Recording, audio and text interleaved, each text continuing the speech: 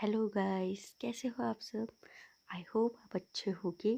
तो आज हम तमिल वेब सीरीज़ जो आई थी इरु ध्रुवम, उसके सेकंड पार्ट को एक्सप्लेन करने वाले हैं। एंड बहुत ही मस्त क्राइम थ्रिलर वेब सीरीज़ है, ये आपको देखनी चाहिए। एंड इससे पहले प्लीज़ मेरे चैनल को सब्सक्राइब कर दो और फटाफट से लाइक बटन पर क्लिक कर देना अगर अच्छा लगे तो।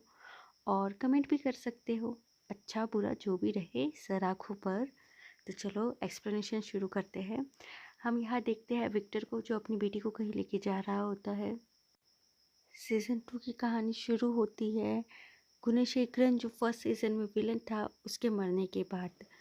अब यहाँ पर जो विक्टर होता है, उसकी बेटी को थेरेपिस्ट की ज़रूरत होती है क्योंकि वो एकदम सदमे में चली गई होती है। अब यहाँ गायत्री डिप्रेस होती है और हर वक्त एक ही बात पूछ रही होती है कि उसकी माँ कब आएगी। और विक्टर की जो कज़न होती है वो साइकियाट्रिस्ट होती है और उसी के पास ये गायत्री को भेजता है काउंसलिंग के लिए। और गायत्री उसे बताती है, उसे ऐसा लगता है जैसे कोई उस पर नज़र कर रख रहा है, कोई उसका पीछा कर रहा है। अंजलि उसे बताती है कि उसे इस पर ध्यान नहीं देना है, ये सब उसका वहम है। अगले सीन में किशोर दिखाया जाता है, जो कि अपनी वाइफ से बात कर रहा होता है और उसकी वाइफ उसे लीव लेने के लिए बोलती है, लेकिन वो कहता है अभी तो टाइम है, मैं ले लूँगा। यहाँ पर थाने का इंस्पेक्टर दिखाया जाता है तिलक, जो कि किसी काम का नहीं है, मतलब एवरी टाइप है। यहाँ पर किशोर विक्टर के पास जाके कहता है कि उसे ज्वाइन कर लेना चाहिए, पर विक्टर कहता है कि नहीं, अभी उसे थोड़ा और टाइम चाहिए, अपनी बेटी को संभालना है उसे। किशोर फिर भी उसे कन्विंस करता है कि आप सोच लीजिए सर, आपको ज्वाइन कर लेना चाहिए। रियल में विक्टर अभी भी अपनी वाइफ गीता को ही ढूंढ रहा होता है। अब उसकी पुराने केस में जिन्होंने हेल्प किए थे, उसकी पूरी जो टीम थी वो एक जगह मिली होती है और बातचीत कर रही होती है। तभी उसमें से एक कहता है कि सर, आपकी वाइफ को ना कुछ दिनों पहले कुछ बच्चों के कैमरे में कैप्चर किया गया है। यहाँ पर तिलक और किशोर ये पेट्रोलिंग कर रहे होते हैं। तभी हमें भी पता चलता है कि तिलक का अफेयर एक और लड़की के साथ चल रहा है। तभी तिलक को किसी का कॉल आता है और कहा जाता है कि एक बड़ी रॉबरी हो गई है। और तिलक कहता है कि सभी गाड़ियों को चेक करना, और किशोर और तिलक ये भी पहुंच जाते हैं गाड़ियों को चेक करने के लिए। तभी तिलक को फिर कॉल आता है और कहते हैं कि एक गाड़ी बहुत देर से एक जगह पर रखी हुई है। तो ये लोग उस गाड़ी की तरफ जाते हैं, उन्हें लगता है ये चोरी में यूज़ की हुई गाड़ी होगी। तभी तिलक को कॉल आता है कि चोरों को पकड़ लिया गया है, लेकिन तब तक किशोर ये जाकर उस गाड़ी की जो बैक साइड है उसे ओपन कर देता है। तो उसमें डिक्की में वही दोनों लाशें दिखाई देती है जो रवि और जय है, जो कि नज़र रख रहे थे विक्टर पर सीज़न 1 में। अब यहाँ पर विक्टर उसी लड़की को बुला के उसके मोबाइल में चेक करता है जिसमें गीता की फ़ोटो नज़र आती है। तो वो देखता है कि उसमें एक फ़ोटो में तो गीता है, दूसरे में कोई बंदा उसे बाइक पे फॉलो कर रहा है। जब उन लड़कियों से पूछा जाता है, वो कहते हैं कि हमें नहीं पता, हम तो अपने सेल्फी लेने में बिजी थे। तब अब यहाँ पर दिखाया जाता है कि तिलक यहाँ किशोर को कहता है कि इस गाड़ी के ओनर का पता किया जाए जिसमें लाशें मिली है। तो जब ओनर का पता किया जाता है तो पता चलता है इसका ओनर का नाम है लंकेश्वर। अब तिलक उसे फटाफट पुलिस स्टेशन में बुलाता है ताकि उसको इंट्रोगेट किया जा सके। जब तिलक लंकेश्वर से पूछता है कि ये गाड़ी आपकी है, तो वो बताता है हाँ, गाड़ी तो मेरी है, लेकिन ये चोरी हो गई है और मैंने इसकी कंप्लेंट भी लिखाई है। अब यहाँ पर जब क्रॉस चेक किया जाता है तो ये कंफर्म हो जाता है, हाँ, उसकी गाड़ी चोरी हुई थी। अब लंकेश्वर की यहाँ बात करें तो ये एक साइकोलॉजिस्ट है, इसके साथ ही इसका एक यूट्यूब चैनल है।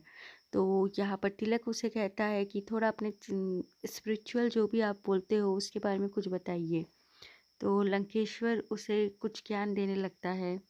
यहाँ लंकेश्वर अपने डेमो में कहता है कि एक छोटे से कोटेशन से स्टार्ट करता है, जो कहता है कि अगर बदला लेना है तो उसे पूरा करो, वरना अधूरा छोड़ देना ऐसा है जैसे जंगल में एक चिंगारी छोड़ दी जाए।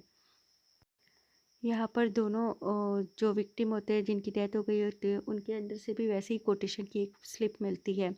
और विक्टर यहाँ पर उस बाइक वाले को पकड़ के पूछता है कि क्या तुम मेरी वाइफ का पीछा क्यों कर रहे थे, वगैरह वगैरह। तो वो कहता है कि मैं तो सिर्फ उनकी चेन स्नैचिंग करना चाहता था, पर वो कहीं किसी गाड़ी में बैठ के चले गए।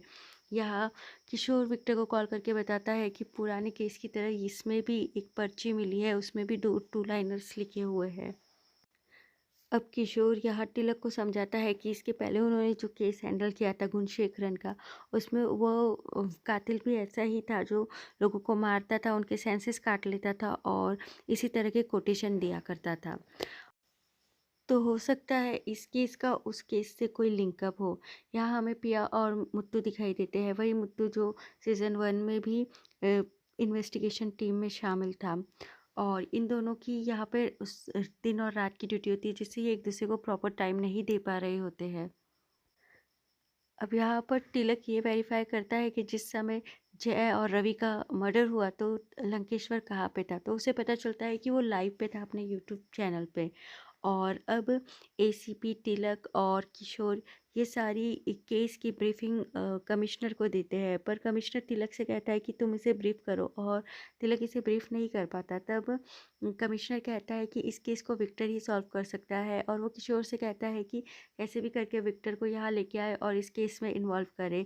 तब एसीपी जो कि विक्टर से चिढ़ता है, वो कहता है कि नहीं सर, आप तिलक को मौका दीजिए, पर कमिश्नर उनकी एक नहीं सुनते और किशोर को कहते हैं कि तुम्हें कैसे भी करके विक्टर को इस केस पे लाना ही होगा।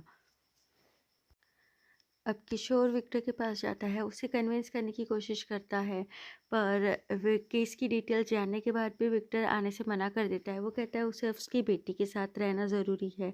अब यार नाइट के समय जो तिलक होता है, वो किशोर पे अपना गुस्सा झाड़ रहा होता है कि कमिश्नर क्या मुझे नौसिखिया समझता है, उसे क्या लगता है मैं एकदम नकारा हूँ, कोई केस सॉल्व नहीं कर सकता। या किशोर उसे तो कुछ नहीं कहता है। खैर जानते तो सभी है कि क्या कहना चाहता होगा। इसी समय प्रिया आती है और कहती है कि सब मुत्तू मिसिंग है, वो मिल नहीं रहा है, वो घर जाने वाला था लेकिन वो घर पे नहीं है। किशोर ये बात कॉल करके विक्टर को बताता है कि सर हमारा मुत्तू मिसिंग है, और इस पर विक्टर अपनी बेटी को अंजलि के पास छोड़ के सीधा पुलिस स्टेशन पहुंचता है, क्योंकि मुत्तू उसी का टीममेट था। इधर लंकेश्वर के पास के खिलाफ कोई सबूत नहीं होने के कारण तिलक को लंकेश्वर को छोड़ना पड़ता है। अब जब विक्टर पुलिस स्टेशन में पहुंचता है तो वो देखता है कि एक गूंगा आदमी अपनी मिसिंग बाइक की कंप्लेंट लिखा रहा होता है, और बाकी सब तो ठीक ठाक ही होता है। खैर तिलक विक्टर को अपने कैबिन में बुला के कहता है कि देखो इस थाने का इंचार्ज मैं हूँ, और तुम्हें जो भी करना होगा मेरे अंडर करना होगा, तुम कोई भी काम मेरी परमिशन के बिना नहीं कर सकते हो। अब यहाँ विक्टर वो जो पर्ची पे कोटेशन मिला था उसे पढ़ने लगता है, जिसमें लिखा था दुश्मनी बाकी रह गई, आग नुकसान दे सकती है। और क्योंकि गुणशेखरन के पास एक कोटेशन वाली डायरी थी, मतलब बुक थी, तो विक्टर उसमें इसका मीनिंग पढ़ने लगता है। ऑल इन ऑल इसका कोटेशन का मतलब सिर्फ इतना होता है कि आप जो भी काम स्टार्ट करते हो उसे आपको पूरा करना होगा, वरना वो तकलीफ देगा। और जब वह विक्टर लंकेश्वर का वीडियो देखता है तो उसमें भी यही बात कही होती है। तो विक्टर को इन दोनों चीज़ों में लिंकअप मिलता है, तो वो कहता है कि मैं लंकेश्वर को फिर से बुलाना चाहता हूँ, लेकिन तिलक उसे बुलाने से मना कर देता है। तिलक कहता है कि जितना लंकेश्वर को इंट्रोगेट करना था हम कर चुके हैं। अब यहाँ पर एक पुलिस वाला जब बाहर चाय बोलने के लिए जाता है तो वो देखता है एक गाड़ी की लाइट बहुत देर से बंद चालू हो रही है, तो गाड़ी की लाइट ब्लिंकिंग होती रहती है, और जब वो उसके पास जाता है तो देखता है उसके बैग के डिक्की की साइड पे खून भी लगा हुआ है। तो वो अपने सीनियर्स को बुलाता है, और जब सीनियर्स आके उस गाड़ी की डिक्की को खोलते हैं तो उसके अंदर मुत्तू होता है। अब मुत्तू की लाश को देख के सभी शॉक हो जाते हैं, और प्रिया अपने हस्बैंड की लाश को देखकर एकदम टूट जाती है, क्योंकि उनकी अभी अभी न्यू शादी हुई थी और न्यूली मैरिड थे, वो भी लव मैरिज हुई थी। सो वो थोड़ा हर्ट हो जाती है। अब यहाँ पर विक्टर जब लंकेश्वर का चैनल ओपन करता है तो देखता है कि वो तो लाइव बैठा है, और लेकिन उसकी जो बातें वो जो बोल रहा होता है वो, और मुत्तू के मुंह में से जो कोटेशन की स्लिप मिली है वो, और थोड़ी देर पहले लंकेश्वर ने जो कहा, उन सब की मीनिंग एक ही होती है। और विक्टर इतने तो कंक्लूजन पे पहुंच जाता है कि जो किलर है वो रिवेंज को दर्शा रहा है, और वो इसको फर्स्ट केस से जोड़ के देखता है, और कमिश्नर से मीटिंग करता हुआ बताता है कि जो लोग गुणशेखरन के केस में शामिल थे, ये किलर उन्हीं सभी को मार रहा है। और किलर जो कोई भी है वो गुणशेखरन की मौत का बदला ले रहा है। तो कमिश्नर कहता है कि जो 3 लोग मरे उसमें से मुत्तू की बात ठीक है, लेकिन वो दोनों क्यों मारे गए जो तुम्हारे ऊपर स्पाई कर रहे थे? तो वो कहते विक्टर कहता है कि उसने भी एक बार मेरी हेल्प की थी। अब विक्टर कमिश्नर की परमिशन से लंकेश्वर को फिर से पुलिस स्टेशन में बुला लेता है और उससे पूछताछ करने लगता है। विक्टर लंकेश्वर से पूछता है कि उसने वही कोटेशन क्यों बताए अपनी वीडियो में जो कि उन्हें मिल रहे हैं। तो वो कहता है ऐसे कोटेशन से ही मेरा चैनल रन करता है, मेरा काम ही मोटिवेट करने का है। तब तिलक उससे पूछता है कि मार्च 22 को तुम्हारी गाड़ी मिसिंग हुई थी, उसकी डिटेल दो। तो लंकेश्वर उसकी डिटेल्स दे देता है और बताता है कि उसकी क्लाइंट भी आई थी उसके साथ कंप्लेंट लिखवाने। अब विक्टर तिलक के पास जाता है और कहता है कि लंकेश्वर के ऊपर स्पाई करने के लिए उसे 2 आदमी चाहिए, पर तिलक मना कर देता है। तब किशोर के 2 फ्रेंड विक्टर की हेल्प से वहाँ पर स्पाई करते हैं लंकेश्वर के ऊपर। अब यहाँ पे विक्टर अपनी टीम के मतलब पुराने केस में जिन्होंने हेल्प की थी सभी सदस्यों को बुला के उनको बताता है कि देखो कोई है जो गुणशेखरन की मौत का बदला ले रहा है और वो हम सब में से एक एक को मारना चाहता है, तो हम सबको अलर्ट रहना पड़ेगा। और यही विक्टर लंकेश्वर के वीडियो एक दूसरे साइकियाट्रिस्ट को दिखाता है और उससे सलाह लेता है। यह साइकोलॉजिस्ट बताता है कि ऐसे लोग बहुत खतरनाक होते हैं। ये हरदम इस कोशिश में होते हैं कि दूसरे का दिमाग पढ़ सके, उसे वश में कर सके, और ये लोग सोसाइटी के लिए बहुत खतरनाक भी होते हैं क्योंकि ये किसी को भी अपने वश में करके अपना कोई भी काम करा सकते हैं। और यहाँ पर विक्टर और किशोर तिलक के पास जाते हैं।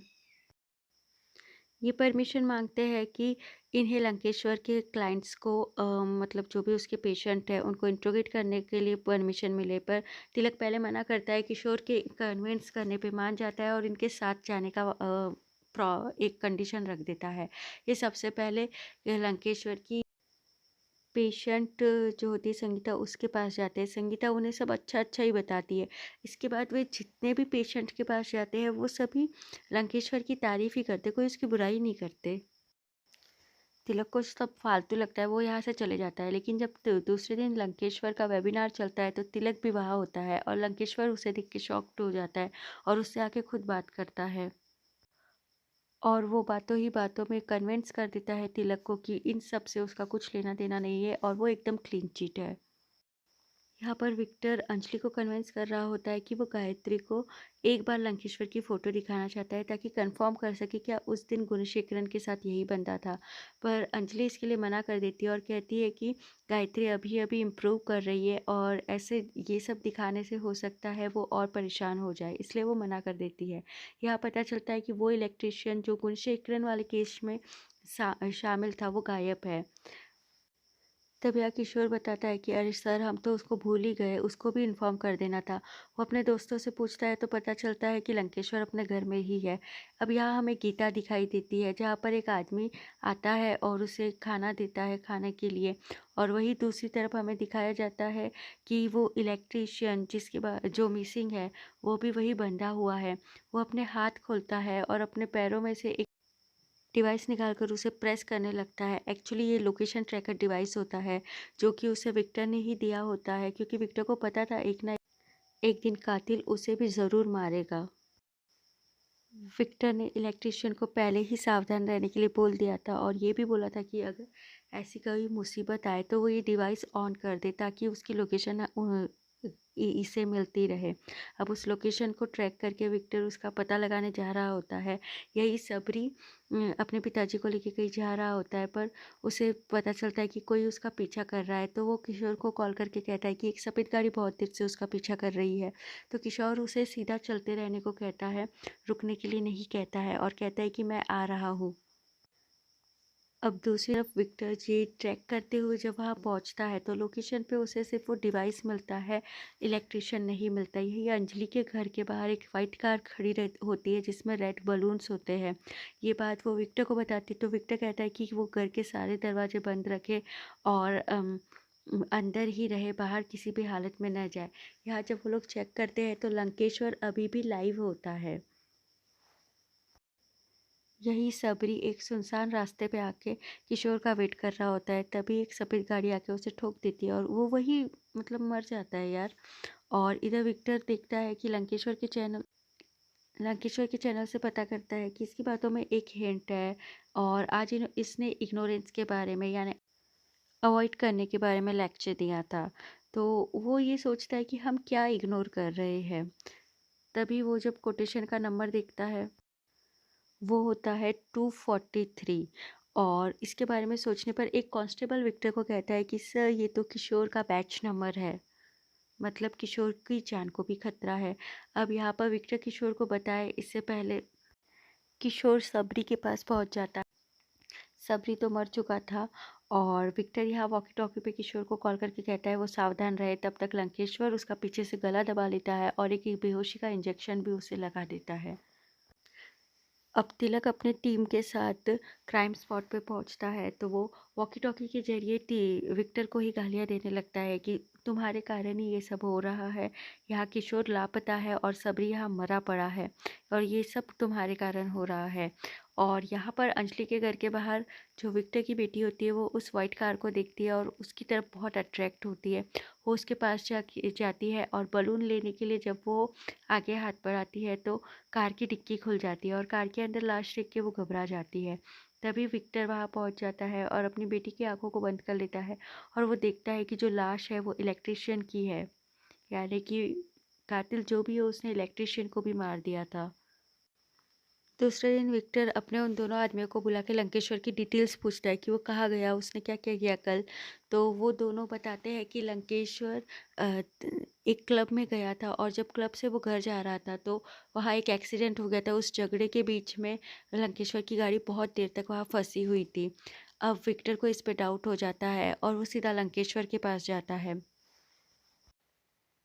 विक्टर लंकेश्वर के पास जाता है और उसे डरा धमका कर पूछता है मालिक और किशोर के बारे में। अब यहाँ मालिक भी किडनैप हो चुका होता है पर लंकेश्वर कहता है उसे इस सब के बारे में नहीं पता, वो नहीं जानता इसके बारे में कुछ भी। तो विक्टर उसे कहता है कि वो जानबूझ के उसने झगड़ा करवाया ताकि उसके बीच में से वो लोगों की नज़रों से छुपते छुपाते वहाँ से निकल जाए और अपने काम को अंजाम दे सके। तब लंकेश्वर उससे कहता है कि सर आप मुझे डराना धमकाना बंद कीजिए, मैं इस वक्त लाइव हूँ और लोग भी आपको देख रहे हैं। लंकेश्वर कहता है कि देखिए मेरे व्यूवर्स भी आपको देख रहे हैं। जब विक्टर उसे छोड़ता है तो विक्टर के जाने के बाद लंकेश्वर एक डेविल स्माइल देता है और विक्टर के उस ऊपर स्माइल करता है। वो तो सोच रहा होगा क्या भोंदू है, सबको उंगली पे नचा रहा हूँ मैं। और अब यहाँ पर जब विक्टर वापस पुलिस स्टेशन जाता है तो तिलक उसे पुलिस स्टेशन के अंदर आने से मना कर देता है और कहते हैं कि जब से तुम आए हो तब से इस पुलिस स्टेशन पे मुसीबतें और बढ़ती गई है। अगर किशोर को कुछ हो गया तो वो बिल्कुल उसे नहीं छोड़ेगा और तुम मुझसे बिना पूछे लंकेश्वर के घर चले गए, उसको डराने धमकाने लगे। जो तुमने कांड किया है ना वो सोशल मीडिया पे पूरा छाया हुआ है, अब इसका क्या जवाब दोगे तुम। और उसी टाइम शाम को मीटिंग रखी जाती है कमिश्नर के सामने। विक्टर, एसीपी और तिलक तीनों होते हैं और पता चलता है कि मालिक की भी लाश मिल चुकी है। तो कमिश्नर यहाँ की विक्टर को आखिरी मौका देते हैं। यहाँ पर एसीपी और तिलक इसके खिलाफ होते हैं लेकिन कमिश्नर इनकी एक नहीं सुनते और विक्टर को कहते हैं कि तुम कैसे भी इस केस को जल्दी से जल्दी सॉल्व करो। कमिश्नर विक्टर से कहता है तुमने केस शुरू किया है और तुम ही इसे ख़त्म करोगे। अब यहाँ पर विक्टर प्रिया को बुलाता है, उसे हेल्प करने के लिए कहता है पर प्रिया इससे मना कर देती है। तब विक्टर कहता है कि मैं कातिल को जानता हूँ, क्या तुम उसे सज़ा नहीं दिलवाना चाहती, क्या तुम नहीं चाहती कि उसे सज़ा मिले, वो इस तरह खुलेआम घूम रहा है। तब प्रिया उसकी हेल्प करने के लिए रेडी हो जाती है। तब विक्टर और कुछ पुलिस वाले सीसीटीवी कैमरों की मदद से वाइट गाड़ी को तलाश रहे होते हैं। अब इस सभी के सभी वाइट गाड़ी को ढूँढने लगते हैं। तब पता चलता है कहीं एक जगह पर वाइट गाड़ी बहुत देर से पड़ी है। जब उसकी डिक्की को खोला जाता है तो उसमें किशोर का जो यूनिफ़ॉर्म होता है वो मिलता है।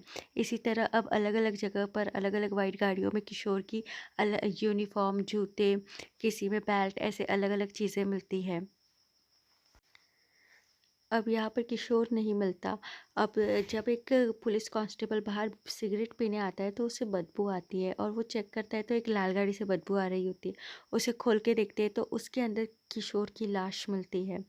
यानी कि 2 दिन से किशोर की लाश इसी लाल गाड़ी में सड़ रही थी। ये लाल गाड़ी वही है जो सीज़न 1 में थी। अब यहाँ पर विक्टर को उसी वक्त किशोर की माँ का कॉल आता है और वो बताती है कि किशोर कहाँ है, वो कॉल नहीं उठा रहा है, उसे बेटी हुई है। अब यहाँ किशोर जो कि मर चुका था और विक्टर उसे देखकर टूट चुका था पूरी तरह से। अब वो उसकी माँ को क्या जवाब दे। इसी बीच डीआईजी कमिश्नर पर दबाव बनाता है और मीडिया में भी पुलिस वालों की तू थू थू थू हो रही होती है। तो फिर कमिश्नर मीटिंग रखता है और विक्टर को थोड़ा बहुत डांटता है कि मैंने तुम पे भरोसा किया था और तुम ऐसा क्या कर रहे हो। और अब यहाँ एसीपी और तिलक दोनों ही विक्टर के खिलाफ बोलने लगते हैं। और विक्टर कहता है कि मैं जानता हूँ लंकेश्वरी कातिल है, आप बस उसको इंट्रोगेट करने का मौका नहीं दे रहे हैं। तो तिलक कहता है कि सर ये देखिए, इसके पास लंकेश्वर के खिलाफ कोई सबूत नहीं है, ये उसके पीछे पड़ा रहता है और कातिल यहाँ खून पे खून किए जा रहा है। और एसीपी का सपोर्ट लेने के कारण फिर कमिश्नर विक्टर से केस लेके तिलक को दे देता है और विक्टर को कहता है तुम इस केस से अब दूर ही रहोगे। अब यहाँ पर क्योंकि केस तिलक के हाथ में आ गया था, विक्टर को हटा दिया गया था, तो विक्टर अपनी बेटी के साथ टाइम स्पेंड कर रहा होता है, लेकिन उसका पूरा ध्यान तो केस पर ही लगा होता है। और तभी प्रिया आती है और कहती है सर आप कैसे शांत बैठ गए, आपने कहा था आप कातिल को जानते हो, आप सज़ा दिलवाओगे, मैं आपकी हेल्प करूँगी। और इस तरह दोनों इंडिविजुअली इस केस को सॉल्व करने लग जाते हैं। अब यहाँ पर तिलक लंकेश्वर से मिलने आता है यूँ ही। और लंकेश्वर उसे ब्रेन वॉश करने लगता है कि मैंने तो कुछ किया नहीं है, ये विक्टर मेरे पीछे क्यों पड़े रहता है यार। और यहाँ पर फिर उम, तिलक बताता है कि सर एक्चुअली मेरा ना एक्स्ट्रा मैरिटल अफेयर है और मैं अपनी वाइफ से बहुत प्यार करता हूँ, पर अब मैं प्रॉब्लम में हूँ, मैं करूँ क्या। तब लंकेश्वर उसे कहता है कि आप मुझ पे भरोसा करो, इस तरह उसका ब्रेन वॉश कर देता है। यहाँ पर फिर से विक्टर और प्रिया जाते हैं उसी साइकोलॉजिस्ट के पास।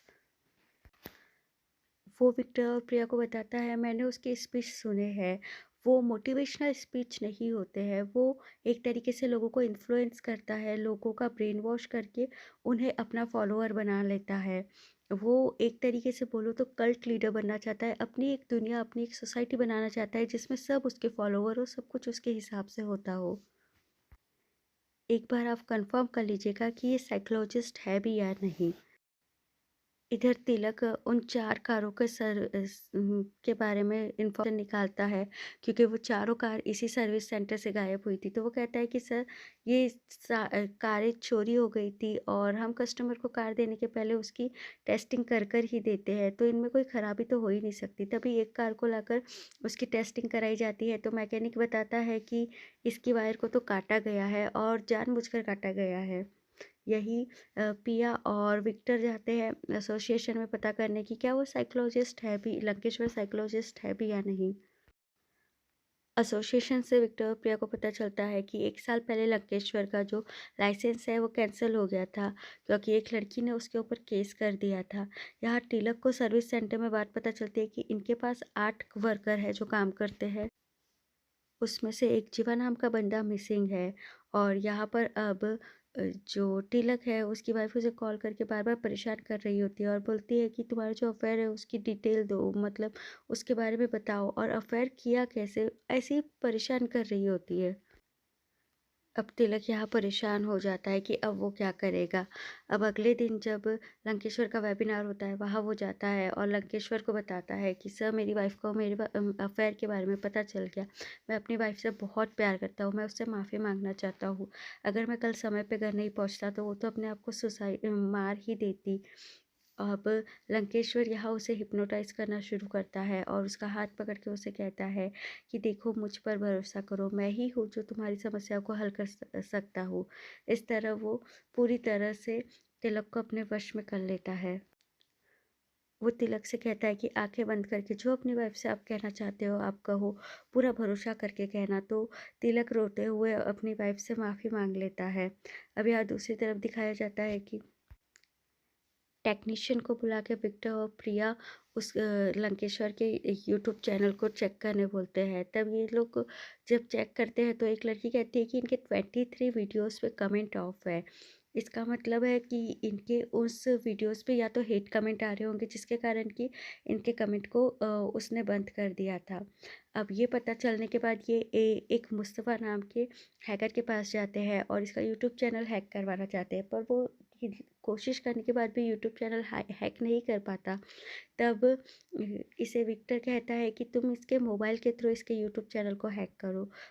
तो वो ऐसे ही करता है, लंकेश्वर को एक मैसेज भेजता है लड़की बनकर, और जैसे ही लंकेश्वर उसे ओपन करता है तो उसे उसका एक्सेस ग्रांट हो जाता है, और वो उसके मोबाइल के थ्रू पासवर्ड लेकर यूट्यूब चैनल को हैक कर लेता है। और फिर उसमें जब वो चेक करता है तो उसमें बहुत सारे कमेंट्स ऐसे होते हैं जिसमें एक लड़की ने कमेंट कर रखा होता है, इसने मेरी गर्लफ्रेंड को मारा है। ऐसे ही बहुत सारे कमेंट होते हैं जो कि नेगेटिव कमेंट्स होते हैं। अब प्रिया और विक्टर ये जाते हैं उस बंदे के पास जिसने नेगेटिव कमेंट किया होता है, और उससे पूछते हैं कि तुमने लंकेश्वर के वीडियो के नीचे ऐसा कमेंट क्यों किया। तब उसने बताया कि सर कुछ महीनों पहले लंकेश्वर हमारे ऑफिस आया था मोटिवेशनल स्पीच देने के लिए, और मेरी गर्लफ्रेंड उससे बहुत अट्रैक्ट हो गई थी, उसे फॉलो करने लगी थी, उससे मुलाकातें भी करती थी, और उसमें बहुत से चेंजेस आने लगे थे। वो मुझसे दूर हो गई थी, मेरे खुद के परिवार से दूर हो गई थी। और कुछ उसके कलीग्स ने मुझे ये भी बताया कि वो छुप छुप के रोया भी करती थी, और जिस दिन उसने सुसाइड किया उस दिन भी वो लंकेश्वर से मिली थी। और जब मैं उससे मिलने गया और मैंने उससे पूछा इस बारे में, तो उसने बताने से इनकार कर दिया, जिससे गुस्से में मैंने उसे थप्पड़ मार दिया था, और नेक्स्ट डे उसने सुसाइड कर लिया था। पुलिस ने मुझे गिरफ्तार किया था, और फिर जब मैं बाहर आया, क्योंकि कुछ सबूत नहीं था, तो उसके बाद मैंने उसके वीडियो के नीचे कमेंट कर दिया था, लेकिन इसका कोई सॉल्यूशन नहीं निकला। उसके बाद विक्टर और प्रिया ऐसे बहुत से हेट कमेंट करने वालों से मिलते हैं, जिसमें कि जोया भी होती है। जोया के पिता उसे कहते हैं कि मेरी बेटी कोई कायर नहीं थी, वो सुसाइड नहीं कर सकती थी। अब विक्टर को यह सोफिया की स्मार्ट वॉच मिल जाती है, और उसके मोबाइल से उसे पता चल जाता है कि सोफिया कहाँ कहाँ गई थी, और इसके थ्रू वो उन जगह के सीसीटीवी फुटेज चेक करने लगते हैं, पर नहीं मिलते। एक जगह पे एक आदमी कहता है कि सर हमारे यहाँ सिर्फ 1 महीने के सीसीटीवी फुटेज ही आपको मिलेंगे। अब डेटा रिकवर करके विक्टर जब सीसीटीवी फुटेज वगैरह चेक करता है, तो उसे पता चलता है मार्च 24 तारीख को जब सोफिया कहीं जा रही थी, तो लंकेश्वर अपनी गाड़ी से उसका पीछा कर रहा था। गाड़ी के नंबर देख के विक्टर यहाँ शॉक हो जाता है, क्योंकि लंकेश्वर ने कंप्लेंट लिखाई थी कि उसकी इसी नंबर की गाड़ी 4 मार्च को चोरी हो गई थी, तो वो 24 मार्च को सोफिया का पीछा कैसे कर रहा था। दूसरी तरफ एक अनजान बंदा लंकेश्वर को कॉल करके बताता है कि मास्टर वो हमारे बहुत करीब पहुंच गया। यहाँ पर विक्टर सारी डिटेल कमिश्नर को देता है, और उससे एक लास्ट विश मांगता है कि वो फिर से एक बार लंकेश्वर को इंट्रोगेट करना चाहता है। अब यहाँ पर लंकेश्वर को पुलिस स्टेशन लाके विक्टर पूछताछ करता है और बोलता है, तुमने तो कार की मिसिंग की कंप्लेंट लिखाई थी, और तुम 24 मार्च को फिर सोफिया का पीछा कैसे कर रहे थे, और तुम बताओ तुम्हारा और गुणशेखरन का क्या कनेक्शन है, और तुम उसकी मौत का बदला क्यों ले रहे हो। तभी विक्टर के मोबाइल पे एक मैसेज आता है, और लंकेश्वर कहता है कि सब मेरी छोड़िए, आप मैसेज देख लीजिए, हो सकता है आपकी लापता बीबी के बारे में कुछ इन्फॉर्मेशन हो। अब यहाँ पर विक्टर जब मैसेज ओपन करता है तो उसकी वाइफ की फ़ोटो होती है, वो कहीं बंद पड़ी होती है। लंकेश्वर कहता है कि विक्टर सर, इसमें मैं आपकी मदद कर सकता हूँ। आपके पास जो हार्ड डिस्क है जिसमें मैं कार में दिख रहा हूँ आपको, वो आप मुझे लाके दे दीजिए, तो मैं आपकी सारी प्रॉब्लम सॉल्व कर दूँगा। अब यहाँ से मुस्तफ़ा के पास जाते हैं प्रिया और विक्टर, और उस नंबर को ट्रेस करने की कोशिश करते हैं, पर कुछ नहीं होता है। इसी दौरान अंजलि बार बार विक्टर को कॉल करती रहती है, और विक्टर देखता है कि उसकी स्क्रीन बार बार बंद चालू मतलब ब्लिंकिंग हो रही है। तो मुस्तफ़ा उसे बताता है कि आपका फ़ोन हैक किया गया है, मतलब आप जहाँ भी जा रहे हो, कातिल को ये पता है कि आप कब कहाँ किस समय जा रहे हो, क्या कर रहे हो। और इसी समय उसे कॉल आता है, एक अनजान कॉल, और वो कहता है कि हार्ड डिस्क उसे ला के दे दे। अब विक्टर के पास कोई ऑप्शन नहीं था, क्योंकि वो जहाँ जहाँ जाता है उसकी जानकारी तो पहले से दूसरे को हो जाती है, तो वो वहाँ हार्ड डिस्क लेके जाता है। अब ये कॉल करने वाला बंदा कोई और नहीं, जीवा होता है, वही मैकेनिक जिसे तिलक खोज रहा है, जो कि सर्विस सेंटर से गायब है। और अब जब जे विक्टर इसे हार्ड डिस्क देता है तो ये इसे जला देता है, और उसे जलाते बरोबर वो अपने आप को गोली मार देता है, यानी कि विक्टर के सामने वो सुसाइड कर लेता है। क्लियर दिख रहा होता है वो इन्फ्लुएंस है किसी से, पर कौन ये पता नहीं है। तभी वहाँ तिलक पहुँच जाता है। तिलक विक्टर से कहता है कि तुम यहाँ कैसे। हालांकि जीवा विक्टर को कुछ भी नहीं बताता गीता के बारे में, लेकिन विक्टर किसी तरह से गीता का पता कर लेता है और गीता के पास जाके गीता को छुड़वा लेता है। गीता विक्टर से कहती है कि मैं जानती थी तुम एक दिन मुझे छुड़ाने ज़रूर आओगे। तब विक्टर उसे शांत करके शीशे की तरफ देखने कहता है। जब गीता शीशे में देखती है तो उसे पता चलता है वो विक्टर नहीं, लंकेश्वर है। अब यहाँ दूसरी तरफ तिलक बड़ा खुश हो रहा होता है। वो लंकेश्वर को बताता है कि सर मैंने तो ऑलमोस्ट केस सॉल्व कर लिया था, पर उसी टाइम पे उस कल्पित ने अपने आप को गोली मार ली और सुसाइड कर लिया। तब लंकेश्वर कहता है क्या मैं जान सकता हूँ कि एग्जैक्ट क्या हुआ था। तब तिलक उसे सब कुछ बताता है, ये भी कि विक्टर वहाँ मौजूद था। तो लंकेश्वर मौके का फ़ायदा उठा के इस बार तिलक को फिर मैनिपुलेट करने की कोशिश करता है और उसे कह देता है कि देखो, हो सकता है विक्टर ने ही कल्पित को मारा हो और विक्टर ही ये सारे मर्डर कर रहा हो।